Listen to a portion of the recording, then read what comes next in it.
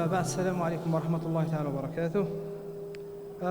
باختصار، الفكرة العامة للبحث تتلخص في إمكانية القيام بالتنظير للمقاصد من خلال مناسك الحج والعمرة، وتجاوزا للمقدمات والممهدات والتعريفات ندخل في صلب الموضوع لاختصار البحث ولاحترام الوقت. نذهب مباشرة للمطلب الثالث، وهو تجليات المقاصد أو تجليات مقاصد الشارع في مناسك الحج والعمرة. نضرب بعض الأمثلة فقط. أولا، الضروريات تبدأ بحفظ الدين. تجلت حكمة الله تعالى في حفظ مقصد الدين، يعني حاولنا أن ننظر للمقاصد أو كيف نحافظ على المقاصد من خلال مناسك الحج. وأول مثال يعني ضربناه هو حفظ الدين. تجلت حكمة الله تعالى في الحفاظ على مقصد الدين من خلال في مناسك الحج من جانبين، جانب الوجوب وجانب العدم، يعني جانب الوجود وجانب العدم، من حيث جمع الله تعالى هذا الجانبين في النصوص التشريعية التي جاءت مشرعة ابتداء للحج، وذلك في قوله تعالى: ولله على الناس حج البيت لمن استطاع إليه سبيلا. وحديث النبي صلى الله عليه وسلم المشهور: أيها الناس قد فرض عليكم الحج فحجوا. فقال رجل: أكل عام يا رسول الله؟ فسكت حتى قالها ثلاثا. فقال رسول الله صلى الله عليه وسلم: لو قلت نعم لوجبت، إلى آخر الحديث. قلنا فإن فرض الله تعالى للحج ابتداء في تشريعه هو حفظ للدين من باب الوجود. أما وذلك في قوله تعالى: ولله ولله على الناس حج البيت. وكذلك قول النبي صلى الله عليه وسلم: أيها الناس قد فرض عليكم الحج فحجوا. هذا فيه حفظ من جانب الوجود. أما من جانب العدم فذلك في قوله تعالى: لمن استطاع إليه سبيلا. وقول النبي صلى الله عليه وسلم: لو قلت نعم لوجبت، إلى آخر الحديث. هذا فيه رفع للحرج على المكلف وتكليفه فقط بالمستطاع، وفيه كذلك وسطية واعتدال وتجنب للتطرف والغلو في التشريع. وفي هذا حفظ للدين من جانب العدم، فالغلو في الدين يؤدي إلى التنفير من جانبيه، سواء كما كان جانب الشخصي أو مكان من جانب الدعوي. أما بالنسبة للمكملات ضربنا مثال. تجلت حكمة الله تعالى في حفظ الدين من خلال الحث على أداء مناسك الحج بوصفها بالخيرية، وذلك بالخيرية التقوى، ذلك في قوله تعالى: إن الصفا والمروة من شعائر الله فمن حج البيت واعتمر فلا جناح عليه أن يطوف بهما ومن تطوع خيرا فهو خير له. وكذلك قوله: والبدن جعلناها لكم من شعائر الله لكم فيها خير. فالإنسان بطبيعته يسعى إلى كل ما هو خير، وربط المناسك يعني مناسك الحج بالخيرية وتحصيل التقوى مما سيثير نفوس المسلمين ويشجعها على أداء مناسك الحج، وفي هذا حفظ للدين من باب المكملات. بالنسبة للمثال الثاني وهو حفظ النفس. تجلت حكمة الله تعالى في حفظ النفس، مقصد النفس، في شريعة الإحرام، وذلك من جانبين، سواء ما كان جانب الوجود أو من جانب العدم. ففي الحج يجتمع الناس من كل فج عميق، وأذن في الناس يأتوك من كل رجال وعلى كل ضامر يأتين من كل فج عميق. وبهذا تجتمع الخصوم والأعداء في مكان واحد، فيمنعهم الإحرام من الاقتتال والإلحاق أذى بعضهم ببعض طول خلال فترة الإحرام. وهذا ما ينشر بينهم ما يسمى بمفهوم التعايش السلمي، فيعتاد بعضهم على بعض، وذلك بتجربة الحياة المشتركة من غير قتال خصومات. وهذا ما يصطلح عليه في الفكر المعاصر بفكرة تقبل الآخر مع التحفظ على هذه الفكرة كي لا نخرج بها إلى ما لا يحمد عقباه.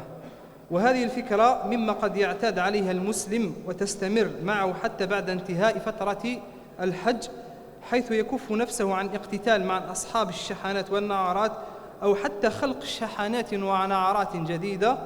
وبهذا يحصل لنا حفظ مقصد النفس من جانب الوجود، ومن خلال العمل بمفهوم التعايش السلمي وتقبل فكرة الآخر.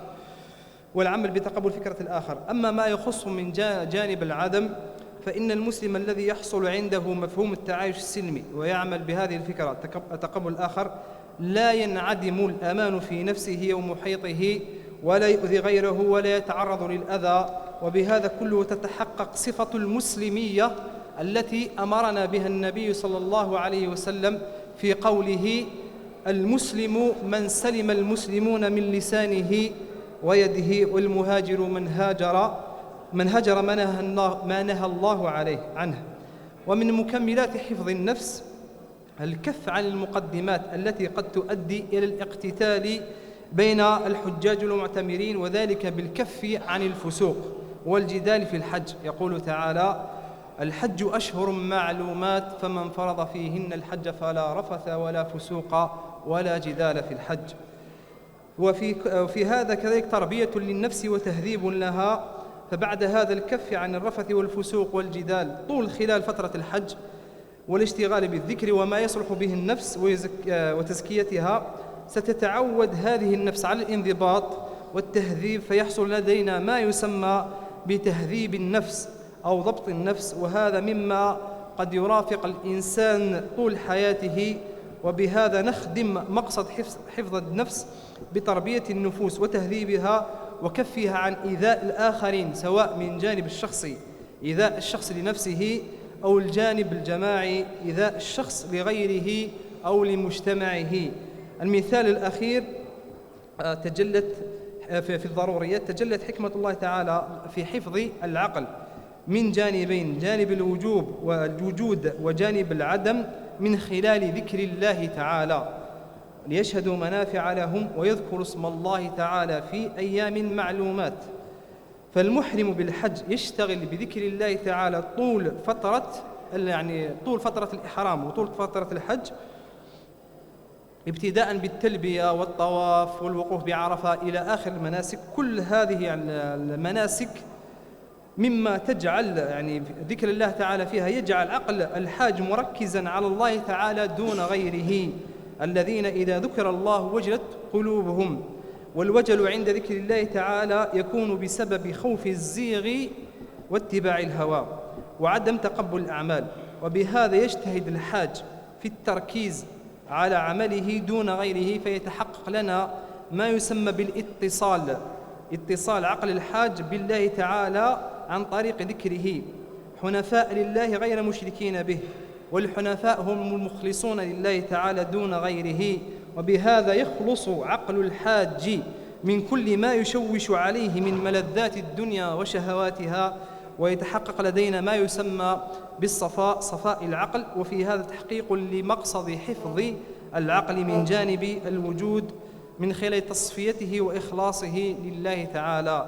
أما ما يخص جانب العدم، فالمحرم بالحج يفصل عقله عن كل ما يليه من ملذات الدنيا وشهواتها، فيحصل لدينا ما يسمى بالتصفية.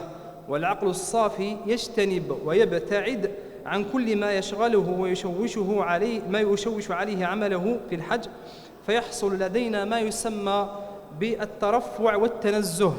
وبفضل هذا ينصرف المسلم عن كل ما يعدم صفة العقلية المركزة على ذكر الله تعالى، وبهذا يحفظ المسلم عقله من جانب العدم.